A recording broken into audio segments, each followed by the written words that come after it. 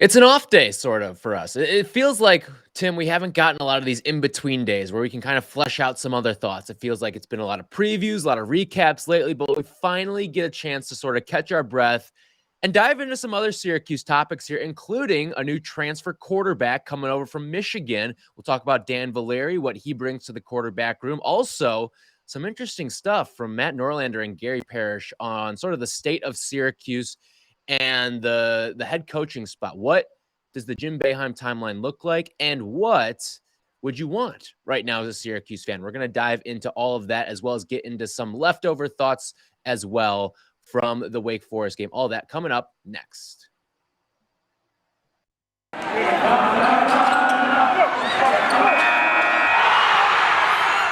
You are Locked On Syracuse, your daily podcast on the Syracuse Orange, part of the Locked On Podcast Network, your team every day.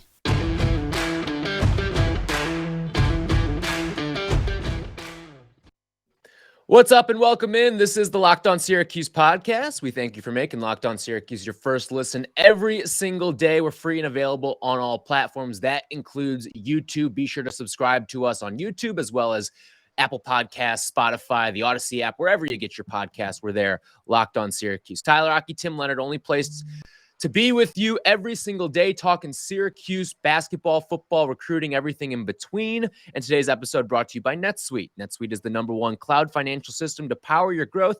Head to netsuite.com/LockedOnNCAA for special end-of-year financing on the #1 financial system for growing businesses. All right, Tim. There was some interesting stuff on the Eye on College Basketball podcast hosted by Gary Parrish and Matt Norlander. They talked about Jim Boeheim and sort of the state of Syracuse right now. We'll lay it out for you here. We'll listen to it. Eye on CBB pod. This is what Matt Norlander and Gary Parrish had to say about Jim Boeheim and the future of the head coach, and how the fan base should maybe feel about the future of the Syracuse program. So I remember asking 'Cuse fans, 3 weeks ago on the pod, just kind of wondering aloud, if you could have your choice, new coach for next season or ride it out with Boeheim for another 2-3 years, what would you choose? And a few 'Cuse fans found me after them. They were like, he's going to be the forever legend. But it's about time here. And so I don't know if this is going to accelerate or not. I really don't. But certainly worth noting that the fun joke to make is about how Syracuse is a bubble team that then, gets into the second weekend minimally. It will take something near biblical at this point. Syracuse is not good, and it's statistically having its worst start ever under Jim Boeheim. Probably about to finish 6th or worst in the ACC for the 8th consecutive year. Like, that's not. Yeah, that ain't the I know the Syracuse I grew up with didn't even play in this league, but the Syracuse I grew up with wasn't finishing 6th or worst in any league 8 consecutive years, and that's where we are. I've said this before. There's no coach named Jim Boeheim that would get another year. There's no coach not named Jim Boeheim that would get another year after this year at a place like Syracuse, and so that's one where they just got to figure it out. But it seems time. I know it's such a delicate situation, but he's 77 years old, and he hasn't coached a really good team in a long time. He's had some teams that have done some really good things in the NCAA tournament in recent years. Sweet 16 last season, Sweet 16 in 2018, Final Four in 2016. But none of those teams were really good. They just, and I guess some people would chalk that up to the zone being a problem for people in the NCAA tournament on short prep and whatever. But he's had some teams that have done – it has totally masked these NCAA tournament runs that the Orange have gone on in recent years. How not great the program has been for a while now. And so, listen, I'll let them figure it out at Syracuse. But, that program's not where it ought to be. Lots to unpack there. A lot to unpack there.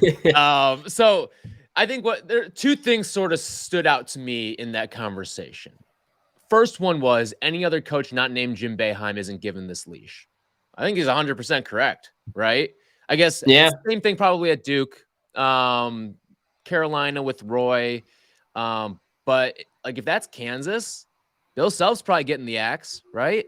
Like, Yeah, I know would he's say won so. the national champ, but like you have to have, and even Roy to a degree probably would get the axe. I actually take that back. I think it's probably Kay and Boeheim. That's about it that could sort of withstand that.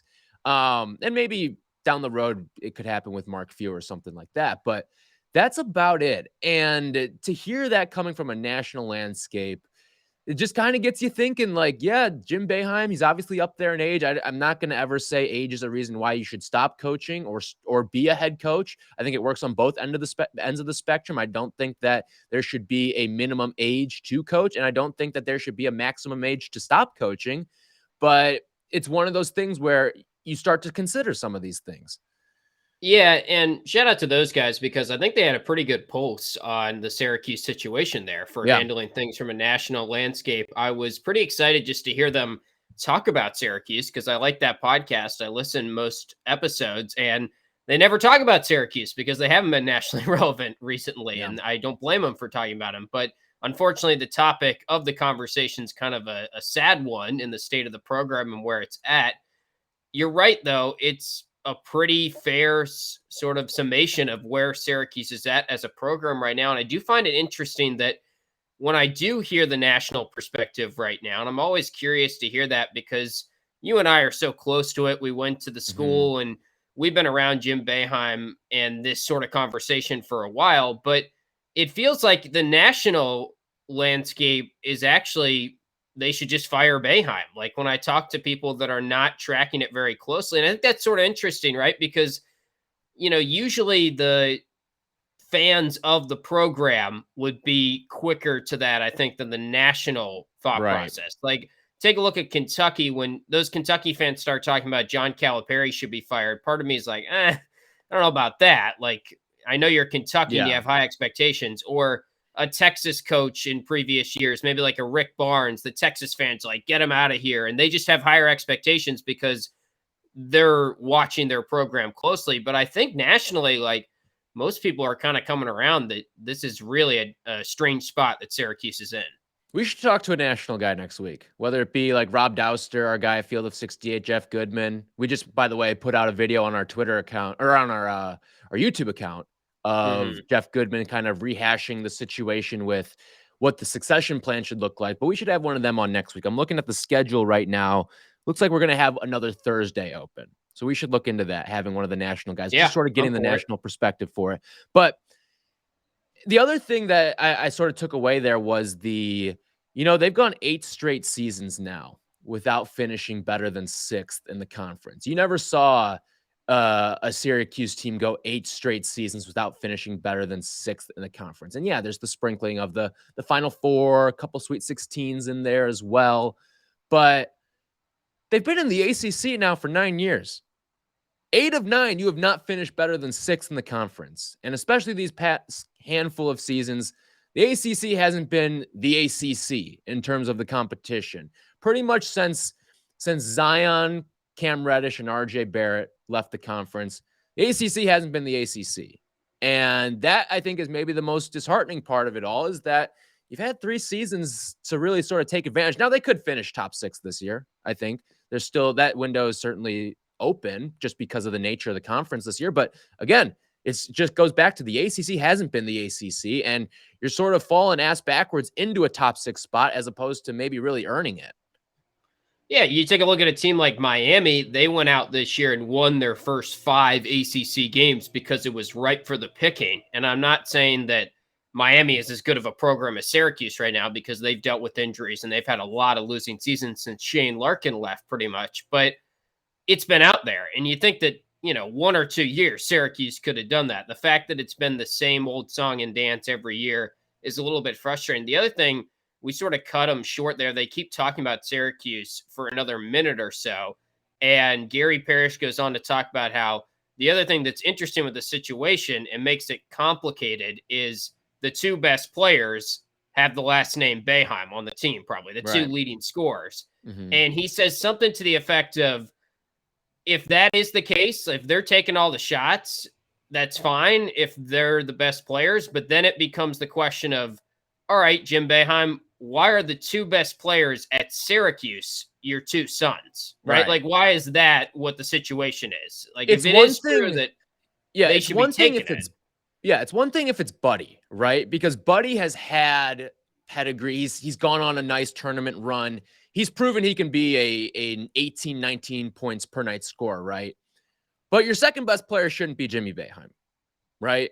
That to me is the biggest problem. And I'm not even saying that Buddy should be the best player in your team. Like, he probably shouldn't, but he should be a really strong two. But if he is your number one, your two should be a lot better than Jimmy Boeheim. Yeah, I mean, let's keep in mind when Buddy came to Syracuse, he was not pegged to be a star down the road. And he has gotten a lot better, and I think he deserves a lot of credit for that. But also, they're not physically in the mold of Syracuse players, quote unquote, of what we're used to in the 2-3 zone. Like Jimmy Boeheim, watching him play the 2-3 zone, it feels like a chore for him at times. It feels like he's not equipped to be in the forward spot, given the athletic skill set he has. No doubt. All right, we will get into the poll that we put out here on our Twitter account at @LO_Syracuse. A little would you rather, all right? Would you rather have a new coach next season or 2 to 3 more years of Jim Boeheim? The results may surprise you. We'll also get into some of your comments as well that tie into that. But first, this is it, the putt to win the tournament. If you sink it, the championship is yours. But on your backswing, your hat falls over your eyes. Is that how you're running your business? Poor visibility because you're still relying on spreadsheets and outdated finance software. To see the full picture, you need to upgrade to NetSuite by Oracle. NetSuite is the #1 cloud financial system to power your growth with visibility and control of your financials, inventory, HR, planning, budgeting, and more. NetSuite is everything you need to grow all in one place. With NetSuite, you can automate your processes and close your books in no time while staying ahead of your competition. 93% of surveyed businesses increased their visibility and control after they upgraded to NetSuite. Over 28,000 businesses already use NetSuite, and for the new year, NetSuite has a new financing program for those ready to upgrade at netsuite.com/locked. Head to netsuite.com/locked for this special one-of-a-kind financing offer on the #1 financial system for growing businesses, netsuite.com/locked. Diving into this poll here, would you rather have a new coach next season, and we can dive into what that new coach might look like too, or Jim Boeheim for 2 to 3 more years? Where did you vote on this one? I think I would vote Boeheim for 2 to 3 more years, but as much as I've always been an advocate, and we got some good Twitter responses here, like take Craig's 13. He said, I understand some of the frustration this season, but everyone is underestimating how rough the post-Boeheim transition is going to be. Yep. I've always been on that block that as bad as it is right now, I think it could get even worse once the legend Jim Boeheim leaves this program. And people are probably going to be looking back in 4 or 5 years and saying, man, we were a little spoiled. We had a good 8th in the ACC. Yeah. And I know it has not been good right now. I fully understand that. So as much as I've been on that block, I did find it a little harder to vote this year than normal. And this is probably the closest I've ever been to actually clicking. Maybe, you know what, just rip the Band-Aid off and new coach next year, because that was a response we got from our guy, Lee. And he got me thinking. He said a new coach is going to come with growing pains, which I think we have next year anyway. So just rip the Band-Aid off. Like, that argument, I can kind of hear a little bit more than in years past. Yeah, I took Boeheim 2 to 3 more years as well. But I'm kind of teetering on the same line. Is like, given who the candidates are of who would be next at Syracuse, you figure it's guys on staff right now, Red, GMAC, and then Mike Hopkins. Like, I don't think I'm missing any names there. I think it's going to be a pretty limited candidate pool, and I think it's going to be a family hire. I just don't know what the next iteration of Syracuse basketball looks like. It is the great unknown that we're battling with right now. What is a Hop, GMAC, Autry-led Syracuse team going to look like? And I don't know if it's necessarily going to be a good thing. It could be great. Like, it could be Mike Hopkins comes in and starts winning all these recruiting battles in the Northeast. Like, I don't see Hopkins, though. I mean, he's going to get fired this year. Right, he's going to get fired in all likelihood. I'd have to look at the buyout numbers and all that stuff, but he will still be a candidate to be the next head coach at Syracuse. And like, listen, they could all of a sudden have revamped recruiting success in the Northeast. Who knows what it'll look like, but it can also go really south. It could be like the last 2 years of Mike Hopkins, Washington. It could be new head coach who is just way too green for the job right now.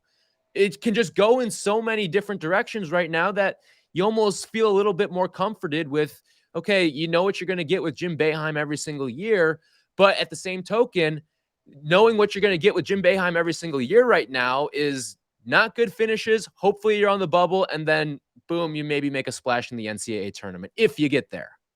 There's no doubt that the product is very stale with Boeheim. He's probably past his prime. All that I do totally agree with. I think it's tough, though, to make a change after this year. I mean, whenever Jim Boeheim wants to walk away is when he's going to walk away. But if he did it this year, it's hard for me to see them being in a good spot going into next season, considering that the recruiting class you have coming in, one, I'm excited about it, and I would rather keep those guys than if he leaves, they're probably more likely to leave and go to different schools. But also, just from a numbers standpoint, it's 5 guys coming in, and you kind of need all 5 of those guys. If not, you're going to be like, let's say Jim Boeheim, damn savvy transfer portal coach. Like, you would need to bring in like an Eric Musselman, and that's not happening. Well, it's not going to happen. So let's just play it out. Jim Boeheim says right after they lose in the NIT or whatever the hypothetical scenario is, I'm done. Then you'd probably lose 1 or 2 of your 5 recruits. And I think it would help that if it were a GMAC or a Red, which it's going to be. I mean, I just don't see a world where it's not GMAC or Red at this point. And we've talked about it a little bit, but if it is them, it would help a little. But I still think you're maybe going to lose a couple of those guys. And also a Frank Anselm, if he's not already, would probably enter the portal. Like, other guys might enter the portal as well. And I just don't know if this is the best year to be potentially losing guys, because you kind of need all 5 of those guys to sort of replenish the cupboard of the Buddy, Jimmy, Cole Swider mix that's probably heading out the door anyway. The counter to that would be, if it could be rough next year anyway, it may not matter a whole heck of a lot. And you just revamp for 2020. What would that be? 2022 or 2023? 2023. Yeah. I don't even have my years right. Are we in 2022 right now? We're in 2022 right now. Yeah. So it'd be the 2023 guys. So you'd have to just revamp there and hopefully have some prowess there. But no, it's certainly an interesting proposition here. So we threw the poll out on our Twitter account at @LO_Syracuse, and it was 50-50. It literally was 50-50 between new coach next year or 2 to 3 more years of Boeheim. And to me, I was surprised by that, especially because when did we tweet? We tweeted this out before the Pitt win, but after the Wake loss. I think it was probably like a Monday. We tweeted out Monday or Sunday. Yeah. So here's some of the counterpoints from the other side from some Twitter accounts. This is from Matt Albrecht. He said, I'd lean towards a new coach next year because it seems like it's time for Jim to retire. I would be fine with giving him 1 more year, but I'd really prefer he not continue to be the coach for 3 more years. And listen, I get that. And like 2 to 3 years is a long time, especially from a recruiting standpoint too, especially in this pivotal time now in college sports where you're figuring out transfer portal, you're figuring out NIL, how all of that stuff works.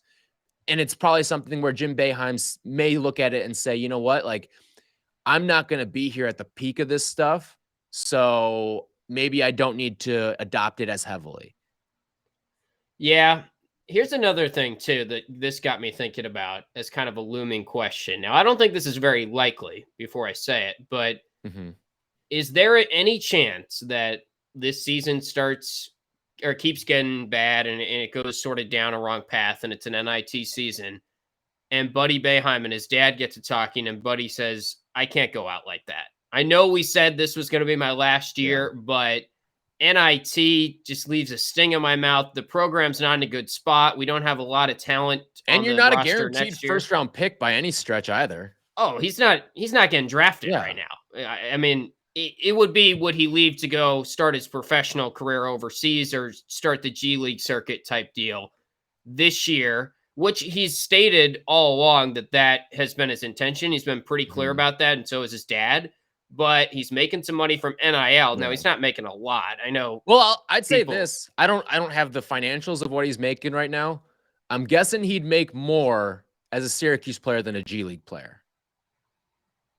I don't know. You do realize how small those G League salaries are? They're like 25,000, 28,000. Right, if you were to play overseas, you would make more. If you were to play overseas, you'd make more, NIL but stuff. it would be, would he rather go overseas or would he rather try to get to the NBA? Because at the end of the day, the G League is the quickest ticket to the And he NBA doesn't need money either. Right. No, it's not like he's hurting for money. Yeah. No, you're right. Right. But I do think maybe there's a slim chance. I never thought it going into the season, but obviously they did not envision this season being an NIT season when Buddy set out and said, you know what, I'm going to leave after and I'm going to consider the NBA. And it's not looking like NBA is going to be at least a drafted thing right now. I mean, he's not on mock drafts. Right. Yeah. Goody even hinted at, remember when we used to have Goody on all the time when he was the Syracuse beat reporter? He said, like, don't be surprised if maybe he thinks about it. And I disagreed then, and I'm just throwing it out now, saying it's pretty unlikely, but I think it's maybe slightly more likely based on how the season has gone. Yeah. Here's another reply I want to get to. This is from Been There, Done That. I'm tired of mediocrity for a top 10 all-time school. We haven't been relevant since 2013. We can be a bubble team to make a 2-3 game run in the tournament every few years, but nothing has changed. Don't use the bench, ISO ball in crunch time, and no true point guard or offensive center. And that's kind of the crux of it right now is I wouldn't even say you don't have a true point guard. You just haven't retained a true point guard. And that's the problem.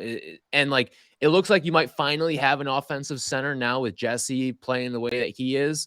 But at the end of the day, this is a guards game. Like, guards win in college basketball. And if you look at the guards Syracuse has had over the past couple of seasons, you don't see all ACC guys. And that's what you need if you want to win at the highest level. Yeah, I would agree with that. I'd also say Michael had a good response here from sort of the other vantage point. Do people realize that things won't get better right away after firing Boeheim? The assistant coaches will run the same offense and defense that Boeheim ran because that is all they know. Boeheim for a few more years is what he picked based on that. I think yes and no to that. I feel like I agree. He's on to something where they're probably going to start running the 2-3 zone, and they're probably not going to have this great depth of offensive knowledge, but maybe Jerry McNamara will play 10 guys if he's the starting. Like, we don't really know how much he's going to deviate, but I do think it's a good point that, like, he learned under Jim Boeheim, and if you want to get rid of Jim Boeheim, in all likelihood, I would like to see them hire outside the family, but I feel like it's probably 95% that it's GMAC or Red right now. And I would even like Mike Hopkins, I would give like a 2% chance at this point based on his track record at Washington. I still think Hop isn't as low of a chance as you're giving it, just because let's remember, all right, Jim Boeheim did pick the successor once upon a time, and his pick was Mike Hopkins. Even though he went out and has failed, it's not like we haven't seen coaches fail somewhere and then find success in another spot. Just because the fact that Jim Boeheim is going to have some sort of say, what degree of say is yet to be seen. But it's probably going to be a K level say in terms of amount of power. And that's like near carte blanche in terms of 100% picking of the next guy. Basically, is just going to be Wildhack has to sign off on it, I'd imagine. But let's not forget the pick was Hopkins once upon a time. So I still think that would give it more than the 2% that you're giving it. But I'm in terms of what you brought up there from Michael's perspective, I would say a younger coach too might be apt to change a little bit, just because they've seen the way basketball is and they're a little bit more connected to it. That I wouldn't say they're going to go out and strictly run a 2-3 zone. I don't think that is going to be, I don't think you're going to see an 100% 2-3 zone out of Syracuse moving forward. Yeah. I would guess there's going to be some sort of mix. Look at Hubert Davis too. He is still quote unquote doing the Carolina way, but they're not rebounding like they used to. They're not using two big lineups, and they're shooting the three way more than they ever have when they were under Roy Williams. So he's deviated a little bit, and that was an in-family hire, where now UNC is playing a more perimeter-based game where they have a stretch 4 and a stretch 5 and not exactly bully ball down low. They still have an Armando Bacot and they still have the ability to crash the glass, but their rebounding numbers have dipped and their three-pointing numbers have risen.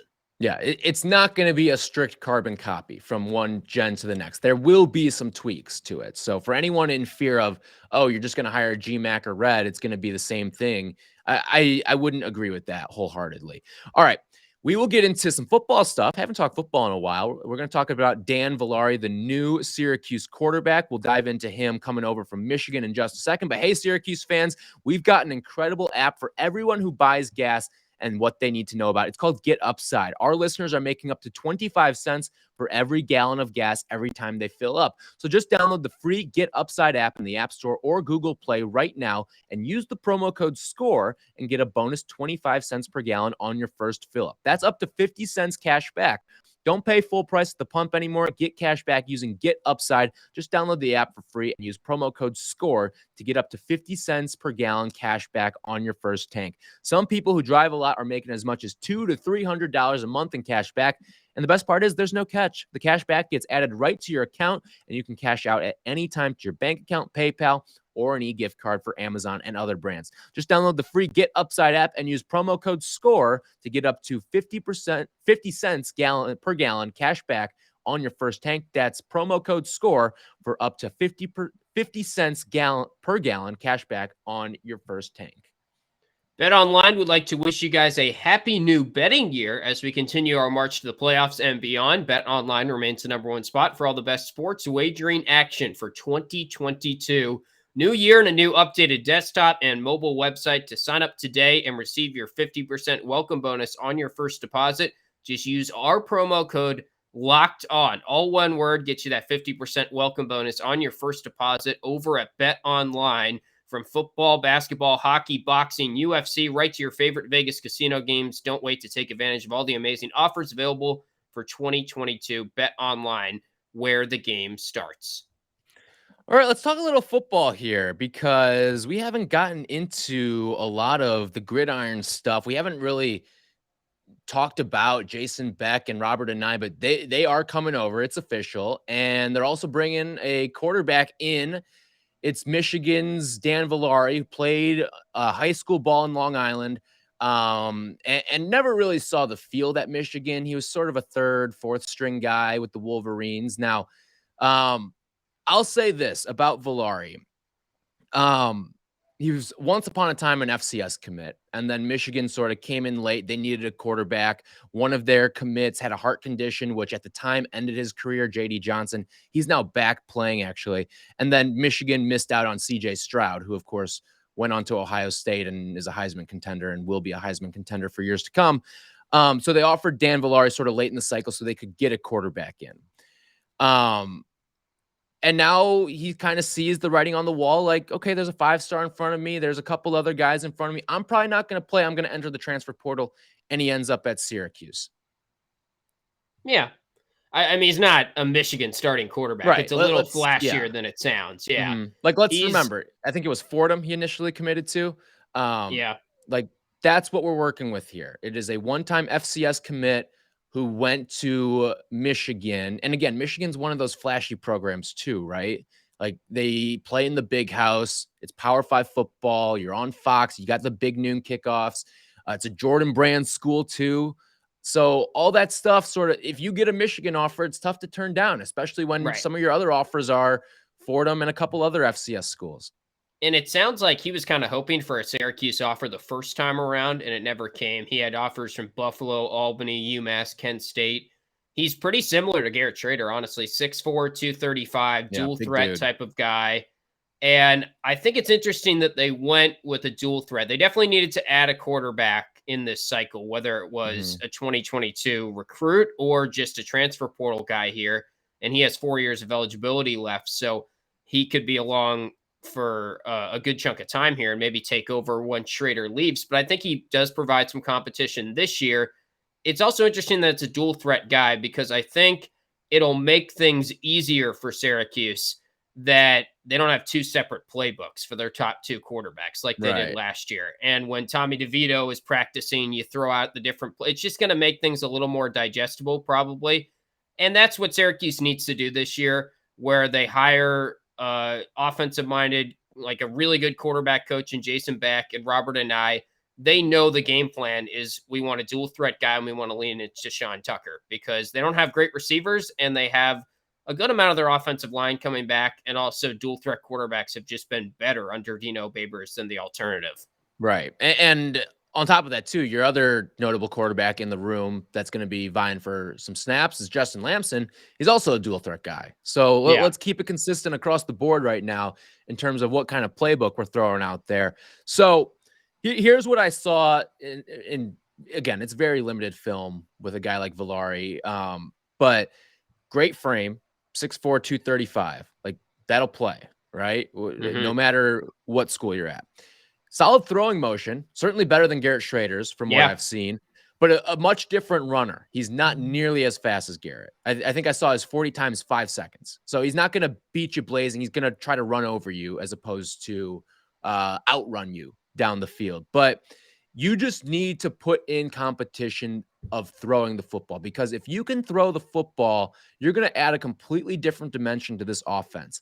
Last year, obviously the running game is going to be great, but you don't necessarily need a running quarterback if you've got a back like Sean Tucker. Yeah, I think it's what they have right now, so they're going to ride with it. But, they have what I would say, and this isn't hyperbole in my mind, they have one of the best quarterback coaches in the country now, I think, in Jason Beck.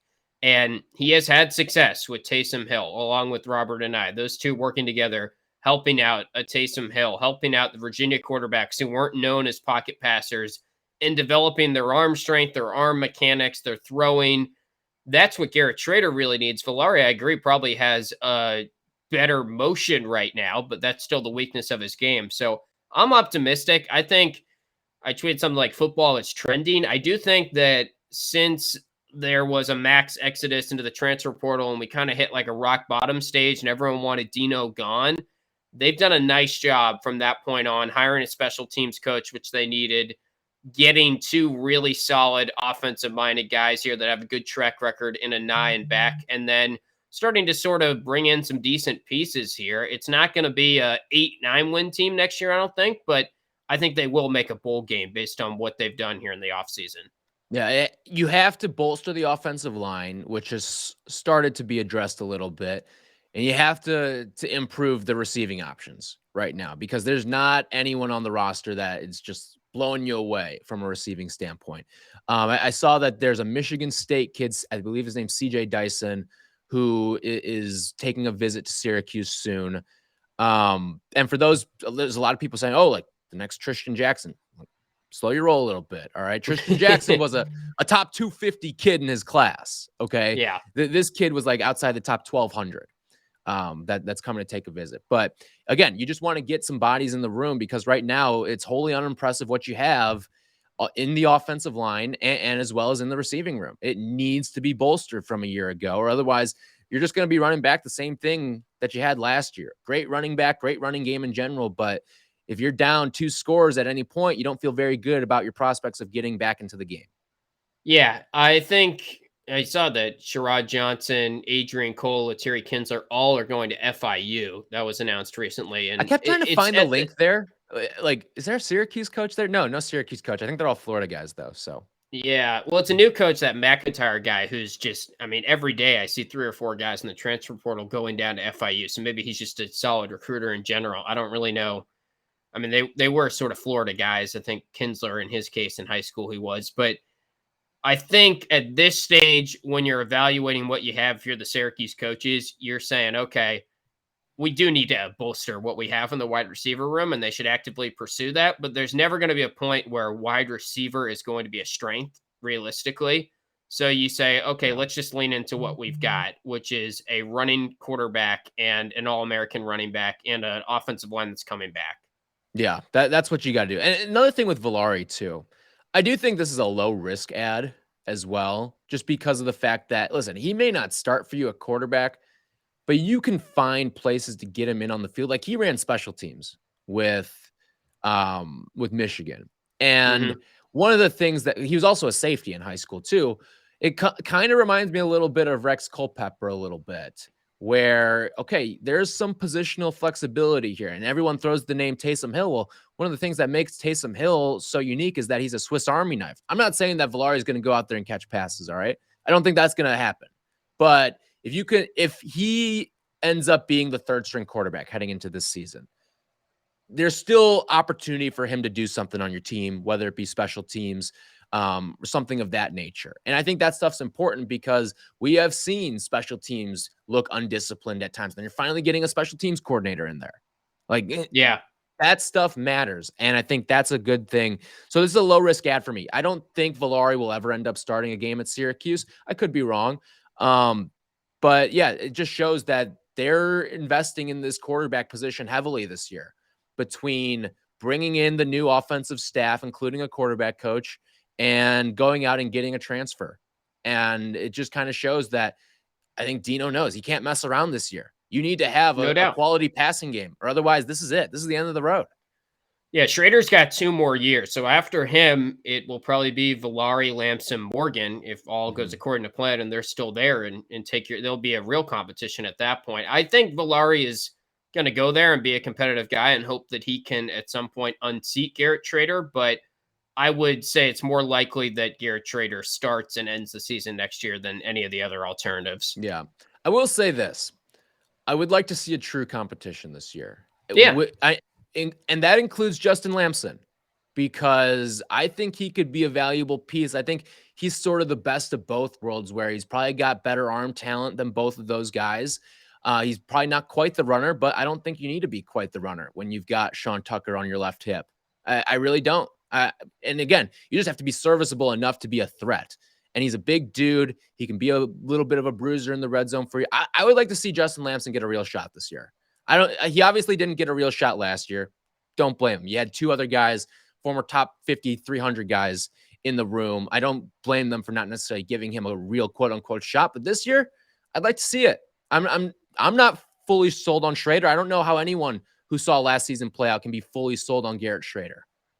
No doubt. It is funny that everything's just so crazy how quickly it changes, because 2 years ago, we would have thought, all right, Tommy DeVito's our quarterback for a while. Then we hand the keys to like Dylan Markowitz, maybe Jacoby and Morton. Now we're looking at the top 2 in our quarterback room are 2 transfers. You can't guess who's going to be the Syracuse quarterback this year, next year, or the year after that. Yeah.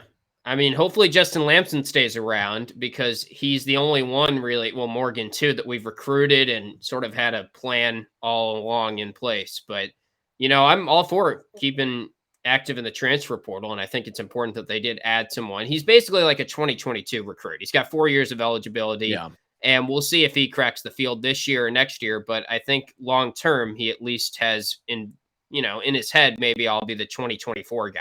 Yeah. All right. That's going to do it for us here on the Locked On Syracuse podcast. We'll be back tomorrow diving into Florida State, because it's a big one this weekend. Chance to string together a winning streak for the Orange. We will do that on tomorrow's show. We thank you for listening and making Locked On Syracuse your first listen every single day. Subscribe to us, YouTube, Spotify, Apple Podcasts, Odyssey app, all that fun stuff. And follow us on Twitter at @LO_Syracuse. We will talk Florida State with you tomorrow.